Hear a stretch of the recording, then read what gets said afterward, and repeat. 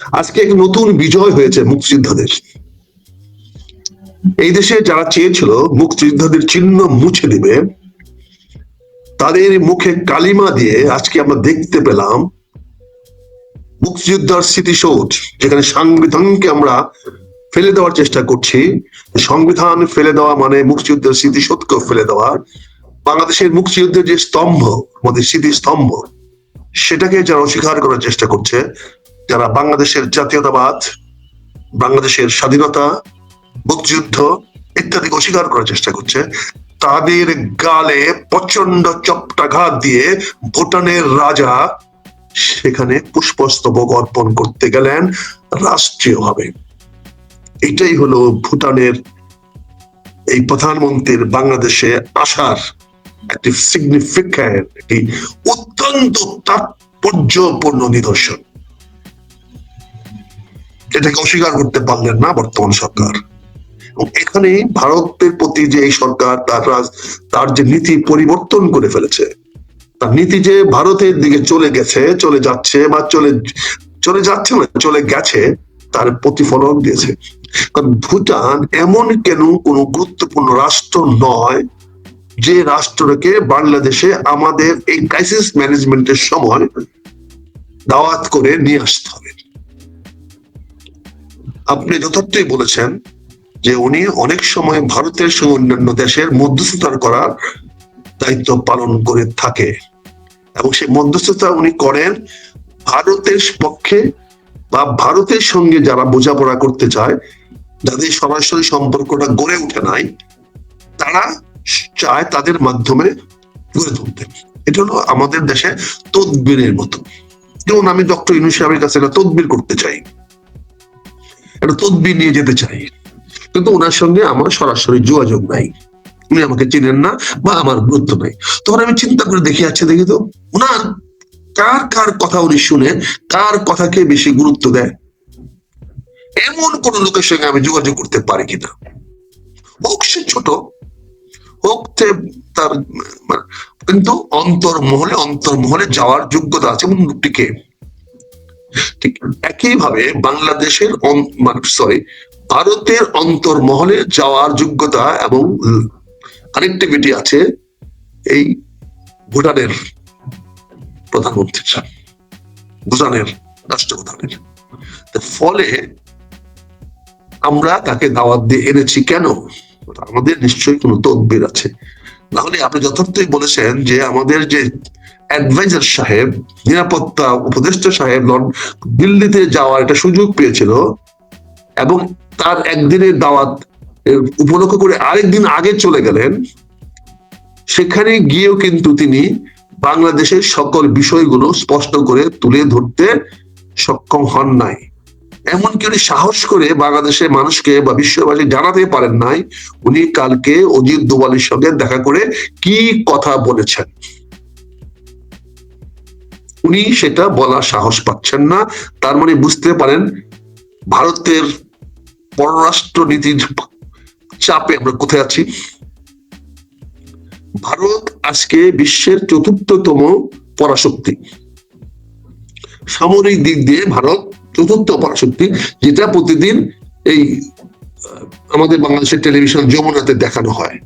পৃথিবীতে 10টি সামরিক শক্তির বড় বড় শক্তি কারা সেটা দেখানো হয়। সেখানে ভারত চতুর্থ শক্তি, আর আমাদের বন্ধু রাষ্ট্র, আমাদের আপন প্রিয় সুলতানরাত হলো 9 নম্বর, আর হিটলারের পক্ষে রক্ষ শক্তির আরেক রাষ্ট্র ইতালি, সে হলো 10ম। অর্থাৎ দ্বিতীয় বিশ্বযুদ্ধ, প্রথম বিশ্বযুদ্ধে যারা ছিল অক্ষ শক্তি, যারা ছিল অন্যান্য দেশের বিরোধী, আমেরিকান, জার্মান, রাশিয়ানদের বিরুদ্ধে, সেই জার্মান শক্তির সঙ্গে যারা ছিলেন তারা ছিলেন একজন ইতালি, আরেকজন ছিলেন তুরস্ক। তুরস্কবাসীরা আমাদের মুসলমান, তাদের সুলতানাত ছিল, যদি তারা সুলতানের অধীনে আমরা কখনো যাইনি, আমরা মোগলদের অধীনে ছিলাম, তবে সুলতানাত ছিলেন। সুলতানাতের অনেক লোকেরা বাংলাদেশের লুটতরাজ করে গেছে, অনেক সময় লুটতে আসছে। কারণ আপনি জানেন ভারতে বহু সময় সুলতানের লোকেরা, তুরস্কের লোকেরা বাংলাদেশ, ভারত, পাকিস্তানকে লুটে নিয়ে গেছে। আপনি জানেন মোহাম্মদ বিন কাসেম সিন্ধুকে জয় করেছে সেই তর্কিদের পক্ষ থেকে এসে। তারপরে বহুবার বহু লুটের আসছে, তারপরে আফগান লুটের আসছে, তৈমুর লং আসছে বাংলাদেশকে মানে ভারতকে লুটে নিয়ে যাওয়ার জন্য। আমাদের দেশে আসছে, অনেকে লুটে নিয়ে গেছে, ফিরোজ শাহ লুটে নিয়ে গেছে, এরকম আসছে। সেই চতুর্থ শক্তিশালী রাষ্ট্রের পাশে এসে বাংলাদেশে তুরস্ক অস্ত্র বিক্রি করতে চায়, অস্ত্রাগার কিনতে চায়, অস্ত্রাগার বানাতে চায়। এবং আমাদের একজন বাণিজ্য উপদেষ্টা বলেছেন গতকালকে সেনাবাহিনীতে আলোচনা করতে গিয়ে, আমরা দেখলাম ইউটিউবে দেখলাম, ওনার ভাইয়ের চ্যানেলে দেখলাম, নাসিরের চ্যানেলে দেখলাম, তিনি নাকি কয়েকজন আর্মি অফিসারকে বলেছেন আপনারা কামান বানান, ট্যাঙ্ক বানান। জানি না উনি অস্ত্র টাকা পয়সা দিবেন কিনা সেটা বলছেন কিনা, উনি তাদেরকে উস্কে দিয়েছেন দেশে কামান বানানোর জন্য, অস্ত্র বানানোর জন্য। এই কামান, অস্ত্র, বন্দুক বানিয়ে আমরা কার সঙ্গে যুদ্ধ করব? তাকে তো আইডেন্টিফাই করতে হবে এনিমিকে। অথচ সেই অস্ত্রটা আনবো কোত্থেকে? আমরা তো সবাই জানি কার সঙ্গে ব্যবসা, কার লাইন। বাংলাদেশের মানুষ ছোট্ট দেশ, সবাই সবার কানেকশন জানে। এখন আপনি, তুরস্ক হলো নবম এবং ইতালি হলো দশম দেশ। এখনো ইতালি এবং তুরস্ক এক আছে কিনা, একসঙ্গে আছে কিনা আমরা জানি না। তবে ইতিমধ্যে আমরা জেনেছি যে ভারত যে তাদের মিসাইল আছে, সবচেয়ে যে ক্ষেপণাস্ত্রটা তৈরি করেছে ব্রাহ্মণস, যেটা দ্বারা তারা পাকিস্তানকে আক্রমণ করেছিল, সে ব্রাহ্মণস সাইপ্রাস এবং গ্রিসের কাছে বিক্রি করেছে এবং আরো করতে যাচ্ছে। ফিলিপাইনকে বিক্রি করেছে এবং সাইপ্রাস এবং গ্রিসের কাছে বিক্রি করছে। সাইপ্রাস আর গ্রিস ঐতিহাসিক ভাবে তুরস্কের শত্রু। আজকে যে ইস্তাম্বুল তারা দখল করে আছে, সেই ইস্তাম্বুলটা গ্রিসের ছিল, আনাতোলিয়া। সেখান থেকে তাদের সাম্রাজ্য সৃষ্টি হয়েছিল, গ্রিস সাম্রাজ্য থেকে তারা দখল করে নিয়েছিল আনাতোলিয়াটা। তারা কিন্তু এখনো চায়, এখনো তারা বসপরাস প্রণালীটা গ্রিসরা এখনো দাবি করে আছে। রোমানিয়াতে কন্ট্রোল ছিল, এটা রোমানিয়ান ছিল। তুরস্ক ছিল বসপরাসের পূর্ব প্রান্তে, আর বসপরাসের পশ্চিম প্রান্তে ছিল গ্রিস, এবং তারই একটা কোণা ছিল আমাদের সাইপ্রাস। সাইপ্রাস এর কট্টর ক্যাথলিক খ্রিস্টানস, আর গ্রিসরা হলো রোমান খ্রিস্টানস,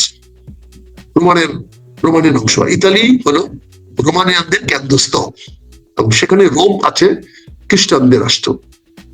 ওখানে ক্রুসেড ওয়ার যুদ্ধ করে তারপরে মুসলমান থেকে শেষ পর্যন্ত গ্রিস এবং সাইপ্রাসের সীমানায়, কসোভোর সীমানায় আটকে দিয়েছে। তারপর থেকে আর মুসলমানরা পশ্চিমে যাইতে পারে নাই। এই খ্রিস্টানরা সেদিন সাইপ্রাসে এবং এই ধরে একদম যুগোস্লাভিয়া, সার্বিয়া সমস্ত জায়গাতে যুদ্ধ করে মুসলমানদেরকে ঠেকিয়ে দিয়েছে, এবং মুসলমানদেরকে শর্ত করেছে তোমরা কখনো আর পশ্চিম দিকে আসতে পারবে না। আজকে সেই সাইপ্রাসে, সেই গ্রিসে যারা মানে জন্মান্তর থেকে প্রতিপক্ষ, সেখানে ভারত ব্রাহ্মস বিক্রি করেছে, তাদের এত বড় আধুনিক ক্ষেপণাস্ত্র বিক্রি করেছে, যেটা কি বলে কন্টিনেন্টাল ব্যালিস্টিক আইসিবি, যেটা এক মহাদেশ থেকে আরেক মহাদেশে পাঠানো যায়। সেখানে সাইপ্রাস এবং গ্রিস থেকে অতি নিকটে ইস্তাম্বুল এখন তাদের ক্ষেপণাস্ত্র, মারণাস্ত্র অধীনে চলে আসলো। আর তুমি বাংলাদেশের রাইফেলের ফ্যাক্টরি করবা, ট্যাঙ্কের ফ্যাক্টরি করবা, বুঝো ভারত কিভাবে দেখবে? ব্রাহ্মসের মাথা কোথায় এসে পড়বে? এই যে আমাদের দৃষ্টতা, এই যে আমাদের অপরিপক্কতা, এই যে আমাদের সবকিছুতেই দোকানদারি, ধান্দাবাজি সমস্যা, জাতির স্বার্থ, জনগণের স্বার্থ যেখানে আমাদের গুরুত্ব দিই না, আমরা বোঝারও চেষ্টা করি না আমাদের জাতির কল্যাণ কিসে হবে, কিভাবে আমার মানুষগুলোকে আমরা উন্নত করতে পারবো, আরো তাদের সুখ শান্তি বৃদ্ধি করতে পারবো, সমৃদ্ধি করতে পারবো, কি করে আমি আমার আগামী প্রজন্মকে আরো বেশি সমৃদ্ধশালী করতে হবে, সেই দিকে আমার দৃষ্টি নাই। আমরা এখানে যুদ্ধের দামামা বাজানোর চেষ্টা করছি, এখানে আমরা একটা যুদ্ধ উস্কায় দেওয়ার চেষ্টা করছি এমন একটা শক্তির বিরুদ্ধে, যে শক্তিটি বিশ্বের 10টি শক্তির মধ্যে 4 নম্বর।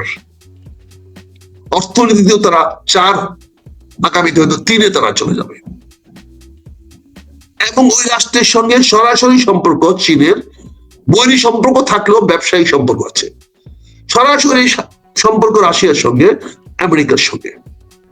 তারা কখনোই চীন ভারতের সঙ্গে তার সীমান্ত নিয়ে ঝগড়া করতে পারবে, মারামারি কাটাকাটি করতে পারবে, কিন্তু কখনোই তৃতীয় পক্ষ নিয়ে ভারতের সঙ্গে সে কখনোই সংঘাতে জড়াবে না। আর রাশিয়া তো অবশ্যই না। আজকে যে ইউক্রেন যুদ্ধে যে রাশিয়া যে বেকায়দায় পড়েছিল অর্থনৈতিকভাবে, তাকে উদ্ধার করে দিয়েছে এই ভারত এবং চীন। এই ভারত এবং চীন যদি রাশিয়া থেকে তেল না কিনতো, খনিজ তেল যদি না কিনতো, তাহলে রাশিয়া এই যুদ্ধ চালিয়ে যাওয়া সম্ভব হতো না। এটা সকল বিশ্বের লোকেরাই বলছে। আর এই তেলের ব্যবসাটা টিকিয়ে রেখেছে একমাত্র চীন এবং ভারত। এবং ভারত এই যাবৎকালে গত 2 বছরে সবচেয়ে বেশি তেল রপ্তানি করেছে ইউরোপে, রিফাইন্ড ওয়েল। তারা সেই তেলটাকে প্রক্রিয়াজাত করে পেট্রোল বানিয়ে, ডিজেল বানিয়ে তারা ইউরোপে বিক্রি করেছে। এই জিনিসগুলো আপনাদের কনসিডার নেবেন না, নিয়ে আমার উস্কে দেয় বলবেন যে বন্দুক বানান, ট্যাঙ্ক বানান। উনি কি জানেন বন্দুক আর ট্যাঙ্কদের দিনে যুদ্ধের দিন চলে গেছে বহুত আগে? এখন আর পৃথিবীতে বন্দুক দিয়ে যুদ্ধ হয় না, ট্যাঙ্ক দিয়ে যুদ্ধ হয় না, এটা চলে গেছে। এখন ড্রোনের যুগ আসে, ড্রোন ড্রোন ড্রোন। এখানে টার্গেট আইডেন্টিফায়ার, এখানে মানুষ মরে না। এখন শত্রুকে মারতে পারবেন, আপনার মাথার উপর ড্রোন এসে বোমা ফালায় দিয়ে চলে যাবে। আপনি যদি ড্রোন পালাইতে বলতেন তাহলে বুঝতে পারতাম যে ড্রোনের একটা আধুনিক আলাদা ব্যবহার আছে। ড্রোন দিয়ে আমি আমার দেশের উপরে, মাথার উপরে পর্যবেক্ষণ করতে পারবো। আমি আমার বিভিন্ন ভাবে আমরা পর্যবেক্ষণ করতে পারবো। এবার কালকে আমি বলছিলাম, আমরা সশস্ত্র বাহিনীর একটা অনুষ্ঠানে গিয়েছিলাম, সেখানে দেখলাম অনুষ্ঠানের পরে প্রায় 2 থেকে 3 ঘন্টা লাগছে গাড়ির যানজট করে গাড়িগুলো নিয়ে আসছে। আর বয়স্ক বৃদ্ধ মানুষগুলো রাস্তার পাশে ধরে আছে, গাড়ি আসতেছে না। তখন আমি একটা এমপি মিলিটারি পুলিশের ক্যাপ্টেনকে ডেকে বললাম, তুমি না আধুনিক ছেলে, তুমি না এই প্রজন্মের ছেলে, তুমি কি তোমার সিও কে বলতে পারো নাই যে স্যার এই সমস্যাটার সমাধান তো রাস্তায় মিলিটারি পুলিশ লাগায় না, রাস্তায় মিলিটারি পুলিশ দাঁড় করে সমস্যা না। এই সমস্যার জন্য তোমার দরকার ছিল একটা ছোট্ট অ্যাপস। যতগুলো লোকে দাওয়াত দিয়েছো তাদের গাড়িতে একটা স্টিকার দিয়েছো, স্টিকারটার মধ্যে তোমার একটা স্ক্যানার বসিয়ে দিতা। ওই গাড়িটা যখন ঢুকতো, প্যাসেঞ্জার নামাইতো, তখন তুমি স্ক্যান করে রেখে দিতা। ওখানে একটা বসায় দিলে, স্পট বসায় দিলে, স্ক্যান করলে বুঝে যেত গাড়িটা এই নাম্বার। সেই গাড়িটা গিয়া 1 কিলোমিটার দূরে যেখানে গাড়ি পার্কিং ব্যবস্থা করতো সেখানে বসে থাকতো। তারপরে ওনার সাহেব যখন আসবে, যখন গাড়ি চাইবে, তখন 2 মিনিট বা 5 মিনিট আগে তুমি ওনার গাড়িটাকে কল দিলেই ওই গাড়িটা আসতো। তো অটোমেটিক্যালি একটা সিরিয়াল তৈরি হয়ে যেত। গাড়িগুলা পার্কিং থেকে বের হওয়ার দরকার ছিল না। জাস্ট অ্যাপসটা ব্যবহার করলে, এই এআই যুগে এটা ব্যবহার করলে একজনের পর একজন গাড়ি আসতে থাকতো। আর যারা সবাই বসে আছেন চেয়ার টেবিলে বসে থাকতো, গাড়ি আসলে বলতো স্যার আপনার গাড়ি আসছে, আপনার গাড়ি আসছে। সেখানে কোনো ম্যান পাওয়ারও দরকার ছিল না। জাস্ট স্ক্যানারটা দেশে চলে আসতে পারতো। ম্যাক্সিমাম 15 থেকে আধা ঘন্টা সময় লাগতো। এই জিনিসটা আমাদের সেনাবাহিনীর ভাইদের মাথায় নাই। এটাই তো প্রমাণিত হলো। ক্যাপ্টেনকে বললাম, স্যার আমাকে বললে কি হবে? আমি বুঝি ওনাকে কি বললাম, কিন্তু তাকে রাস্তার পাশে পেয়েছিলাম বলে বসে বসে তার সঙ্গে খোঁজ আলাপ করছিলাম। একটা 5,000 গাড়িকে আপনি লাইন আপ করতে পারেন না, যে সশস্ত্র বাহিনী, যে সেনাবাহিনী, সেই সেনাবাহিনীকে দিয়ে আপনি চিন্তা করছেন ভারতের সঙ্গে যুদ্ধ করতে যাবেন। অবাক লাগে যে আমরা নিজেদের গায়ে মাসুল কতটুকু, আমার শরীরের থাম শক্তি কতটুকু, সেটা আমি বুঝি না। আমার এই থামটা দিয়ে কারো গায়ে মারলে পরে আমি ব্যথা পাবো না, সে ব্যথা পাবে, সেটাও আমি বুঝি না। আমার মুষ্টিতে এত শক্তি হয় নাই যে আমি পাথরটাকে ভেঙে ফেলবো একটা ঘুষি দিয়ে। এইটা উপলব্ধি করতে পারি না, আমরা উপদেষ্টা হয়ে যাই। দুর্ভাগ্য আমাদের দেশ। আন্দোলন করলো কারা? বৈষম্য বিরোধী কে করলো? আর বৈষম্য কারা আজকে খাচ্ছে? লুটে পুটে খাচ্ছে, চেটে পুটে খাচ্ছে কারা? ওই ছেলেদেরকে দেখলাম ব্যাঙ্গের সরি এখানে সেখানে ঘুরে বেড়াচ্ছে। এই যে অবস্থা, সেখানে দাওয়াত দিয়েছে, প্রধান উপদেষ্টা সাহেবকে ঘেরাও করে রাখছে মিলিটারি লোকেরা, উইথ আর্মস, উইথ গান। তোমার বাড়িতে দাওয়াত দিয়েছো, তুমি তাকে গান দিয়ে আটকে রাখো, তা দাওয়াত দিলা কেন এই ভদ্রলোকে? যে ভদ্রলোকের নিরাপত্তা নিয়ে এত ঝুঁকিপূর্ণ, তাকে দাওয়াত দেওয়া দরকার ছিল আমাদের সামনে, সবার সামনে। কি প্রয়োজন ছিল তখন লোকের সামনে তাকে দাওয়াত দিয়ে নিয়ে আসা, যা নিরাপত্তা নিয়ে নিশ্চিত তোমরা চিন্তিত? আর তার নিরাপত্তা বিঘ্নিত কে যারা মেহমান ছিল তারা করতো বা করবে কোনোদিন? করবে তো তোমরাই, এই যারা পাহারা দিয়ে আছো, তারাই তো আগামী দিনে তার জন্য নিরাপত্তা বিঘ্নিত করবে। আসলে সময় খালেদা জিয়াকে খুব তোয়াজ করে নিয়ে আসছো। সময় খালেদা জিয়ার বাড়িটা কি শেখ হাসিনা ভাঙছিল, আওয়ামী লীগ ভাঙছিল? সেই প্রশ্নের জবাবটা কে দিবে? সে হয়তো নিমিত্ত, সে হয়তো নির্দেশ দিয়েছিল, সেই নির্দেশ তোমরা পালন করলা কেন? সেই বাড়িটা কেন ভাঙলা? কেন বাড়িটা ভেঙে সেখানে তোমরা প্রাসাদ বানাইলা? তোমরাই তো বানাইছো। এই প্রশ্ন করলে তো আমরা আবার আগামীতে দাওয়াত পাবো না। কতবার দাওয়াত পাই নাই, কতবার পাইছি, এগুলো বললে দাওয়াত বন্ধ হয়ে যায়, আবার তোমাদের প্রতি একটু কিছু কথা পক্ষে বললে আবার দাওয়াত পাই। তোমাদেরকে যে শালা তোমাদের জেনারেটর জেনারেল সাহেবদেরকে ধরে বাইন্দা নিয়ে যাচ্ছে, তোমাদের লজ্জা করে না? আর তোমরা তাদেরকে পড়া দেওয়ার জন্য আমাদের সামনে এই সিপাহীদেরকে দাঁড় করে রেখেছো। আর প্রতিটা সেবার সঙ্গে কালকে যারা জামাতের লোক গেছে, ইসলামী দলের লোক গেছে, তাদের সঙ্গে কথা বলেছে। একবার খেয়াল করে দেখেছো? একবার লক্ষ্য করে দেখেছো এই প্রতিটা লোকের সঙ্গে কেন এই ইসলামিক দলের লোকগুলা ঘুষুর করলো সিপাহীকে? কেন করলো? তাদেরকে লিঙ্ক করে দেওয়া শুধু করে দিলাম, তাদের সঙ্গে কানেক্টিভিটি করে দিলাম, কানেকশন করে দিলাম তোমরা। কেন? তার মানে বাংলাদেশটা একটি ষড়যন্ত্রের দেশ হয়ে গেছে। বিভিন্ন ধরনের ষড়যন্ত্রের খেলা চলতেছে। এখানে আইসা অফিসারদেরকে বলতেছো, ইউনিফর্ম পরা অফিসারদেরকে বলতেছো যে আপনারা বন্দুক বানান, কামান বানান, ট্যাঙ্ক বানান। এটা কি গণেশ সাহেব বানাবে, মেজর সাহেব বানায়? না রাষ্ট্রীয় সিদ্ধান্ত হয়? রাষ্ট্রীয় সিদ্ধান্ত মধ্যে কি ক্যাপ্টেন সাহেব, গণেশ সাহেব, মেজর সাহেব, এই জেনারেল সাহেব করে? তোমরা সেই কথাগুলো বলার উদ্দেশ্য কি? আর সেইটা প্রচারিত হয় আবার তোমার এই ভাইয়ের নাসিরের হোয়াটসঅ্যাপে, ইউটিউবে। এই তো হলো ষড়যন্ত্র কোথায় হচ্ছে। সেখানে দেখলাম বিভিন্ন ইসলামী দলের লোকগুলা যেখানে যেখানে ইউনিফর্ম অফিসার পাচ্ছে কথা বলছে, এমনকি যারা চারপাশে গার্ড দিচ্ছে তাদের কথা বলছে। কেন বেগম খালেদা জিয়ার বা ইউনুস সাহেব যেখানে বসছে সেটা ঘেরাও করে রাখলা? কেন?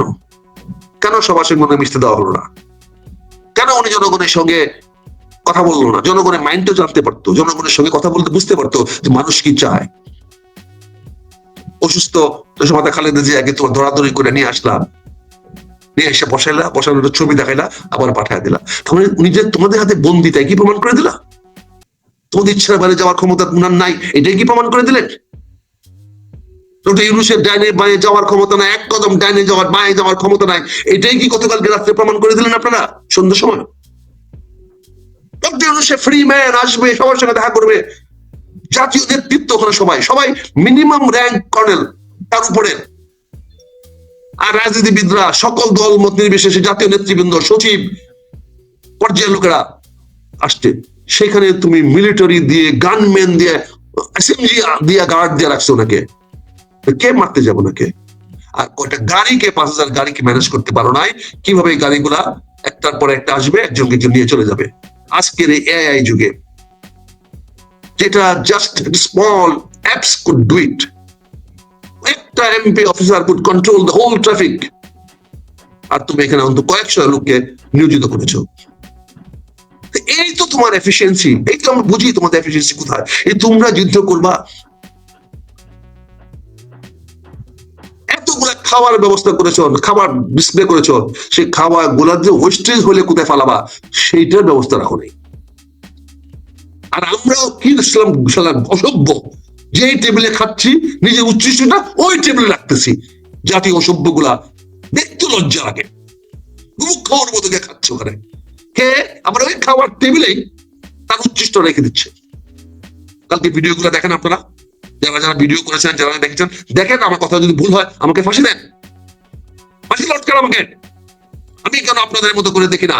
আমি কেন আপনাদের মতো করে বুঝি না? আমি কেন আপনাদের মতো এত অনুগত হতে পারি না? 10 মিনিট 15 মিনিটের জন্য সময় খালেদা জিয়াকে আইনা একটা কি দেখালেন আপনারা? সার্কাস দেখালেন। কিভাবে রাজনীতিবিদরা আপনার কাছে মানে কি বলে, কি বলবো না বলতে গেলো মানে মানে fed up। খাবার দিচ্ছেন, ডিসপ্লে করছেন, তারপরে অর্ধেক খাবার শেষ, সব খাবার নাই। প্রধান উপদেষ্টা বক্তব্য দিয়েছেন, বক্তব্য দেওয়ার পরে বলছেন আপনারা এখন চা চক্র, চার জন আলোচনা দাওয়াত দেওয়া হলো।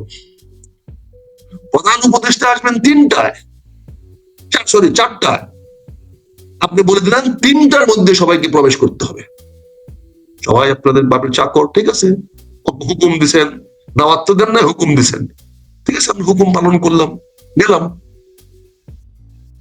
আবার বলছেন 5টার আগে কেউ বেরোতে পারবেন না, উনি আগে বেরোবেন, তারপরে বেরোবেন। ঠিক আছে, আমরা মহারাজার অধীনে বাস করি, জমিদার সাহেব যা বলবে তাই তো আমাদের মানতে হবে।